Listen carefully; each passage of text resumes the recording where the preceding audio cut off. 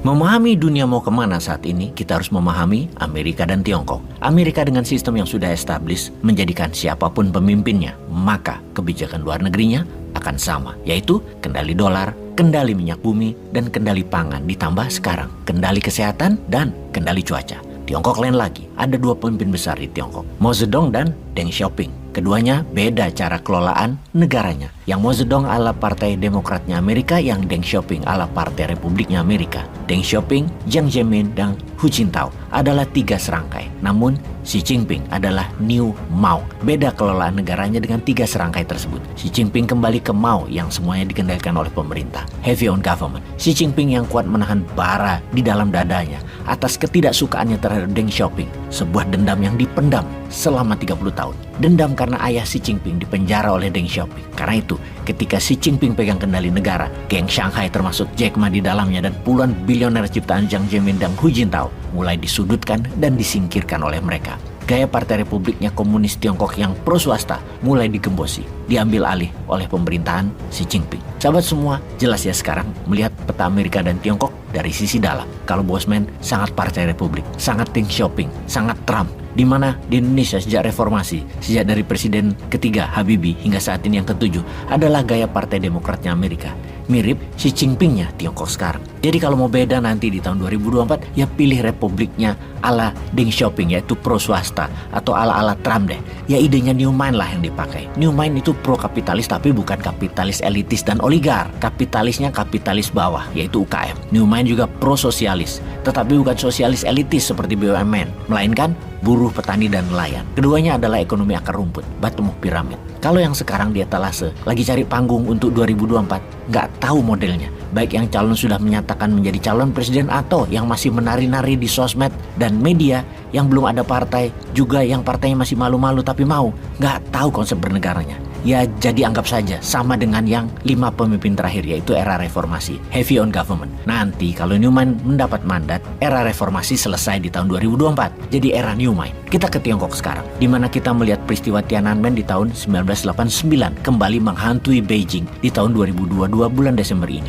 Teriakan Xi Jinping mundur, CCP Partai Komunis Tiongkok dibubarkan. Juga komentar, "We are not slave, we are citizen." Kami bukan budak, kami warga negara Tiongkok, adalah teriakan yang menggema di 8 kota besar di Tiongkok daratan, yang bukan Hong Kong, bukan Taiwan, tetapi di Tiongkok daratan yang tabu. Ada demonstran besar-besaran teriak ingin kebebasan dan ingin pemimpinnya Xi Jinping turun, step down dari jabatan. Ada apa dengan warga Tiongkok saat ini? Sudah lebih sebulan ini bergerak di mana-mana, demo, dan puncaknya beberapa hari ini mencapai Beijing, ibu kota pusat dunia, Tiongkok. Terbayang kembali di tahun 1989 awal kehancuran komunis Soviet dan jalan menuju bertahannya komunis Tiongkok terjadi di masa itu.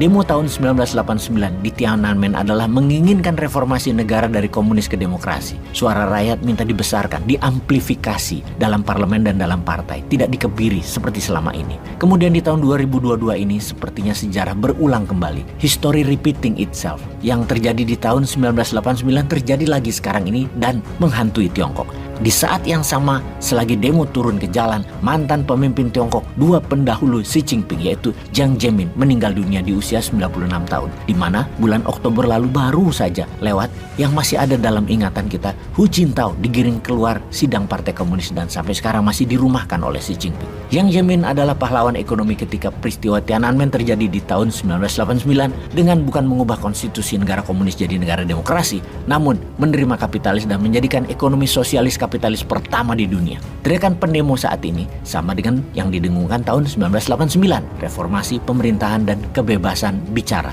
Pendemo meneriakan kebijakan zero covid policy dibubarkan. Kebijakan yang menghentikan ekonomi ini menjadikan rakyat di penjara di rumah mereka dan mereka sudah muak dengan kejadian saat ini. Sebentar, kita jeda. Kita bahas musuh Amerika yang lain, yaitu Iran. Kapan sahabat pernah mendengar teriakan kegembiraan ketika tim negaranya kalah dalam pertandingan kelas dunia? Never heard, atau belum pernah dengar, atau belum pernah ada kejadian tersebut. Pasti sebelumnya. Bosman juga sama. Belum pernah tahu ada hal seperti itu pernah terjadi di dunia. Sekarang kita tahu, ternyata ada. Yaitu ketika pertandingan sepak bola Piala Dunia di Qatar kemarin, Iran melawan Amerika dalam pertandingan knockout game. Iran kalah 1-0 oleh Amerika. Seluruh rakyat Iran berpesta turun ke jalan merayakan kekalahan timnya. Komentar mereka, "Kami mendukungmu Amerika." Teriakan di jalan-jalan Iran. Rakyat Iran turun ke jalan-jalan merayakan kekalahan timnya. Pertandingan ketiga antara Iran dengan Amerika, rezim Iran menjadikan pemain sepak bola Iran dipaksa dan diancam untuk bermain dan harus menang lawan Amerika. Akhirnya kalah. Pertandingan ketiga ini bagi rakyat Iran adalah simbol timnya rezim melawan kebebasan. Semua bersorak gembira ketika tim Iran kalah. Semua ini mengekspresikan kebencian memuncak pada rezim Iran oleh rakyatnya. Di mana-mana rakyat Iran berpesta, bahkan di stadion pun supporter Iran menyuarakan membela tim Amerika. Ditambah lagi banyak poster yang menuliskan Freedom for Iran People. Ada di banyak tempat di stadion Qatar. Oke, sebentar. Ada apa dengan dua musuh Amerika ini? Mengapa rakyat keduanya turun ke jalan? Adakah Amerika dalang di belakangnya? Oke, kita kembali ke Tiongkok dulu. Kita tanya kakak tertua kita tanya Xi Jinping dulu. Apa solusi jangka pendeknya daripada nanti keburu jadi chaos di Tiongkok? Kan repot, nggak ada lagi yang ambil nikelnya kita. Kita tanya ya, jadi nggak serbu Taiwan, wahai Xi Jinping? Alihkan isu sikit lah. Kan pinter menjabat kelola negara komunisnya. Jangan mundur hanya karena malu kayak pejabat Jepang atau Inggris. Beri contoh kepada adik termudanya, wahai kakak tertua. Teruslah menjabat selamanya. Teruslah keras dengan rakyat. Serbu!